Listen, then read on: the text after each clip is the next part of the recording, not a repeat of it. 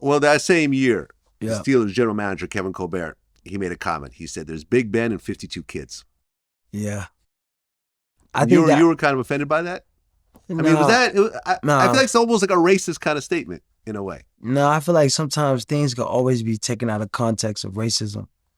He meant it as like, Ben's the oldest guy who's been here for almost 20 years. Mhm. So most of these guys that he's around are damn near like kids, which they are, because like, yo, you come into the NFL, you see Big Ben, he played with Troy Polamalu.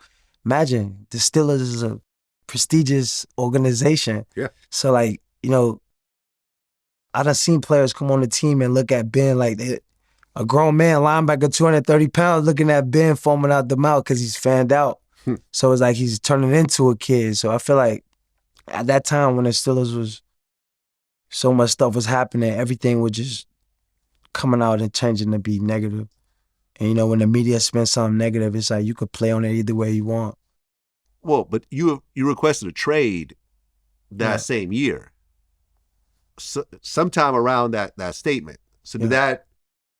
I feel like I was, as a player, you eventually come time in your career where it's like you gotta do what's best for yourself or try to take your position in your own hand to try to accomplish what you want to accomplish out of your career. And to me, I just felt like, with the Steelers, the direction we was going, I just felt like we never was gonna win.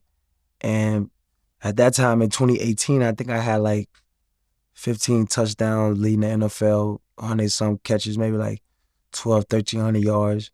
I think we had another younger receiver kid.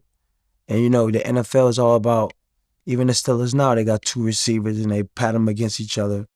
I think they gave the kid the MVP over me, but I already had like 3 or 4 of them. So for me, in my mind, it's like the MVP is the most valuable player that, go out there and put his soul on the line, heart on the line to be able to help the team win. So in my mind, that's how I look at it. And those guys was looking at it as like we trying to build up another player to try to be who I am. And in the midst of that, I was just like, you know what I'm saying?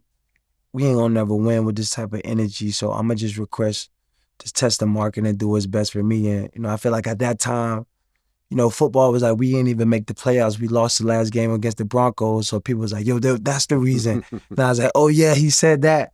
So it's like when people see a pile of shit, it's like, it's just more shit to go on top. And then it's more confusing because you're not talking to people individually.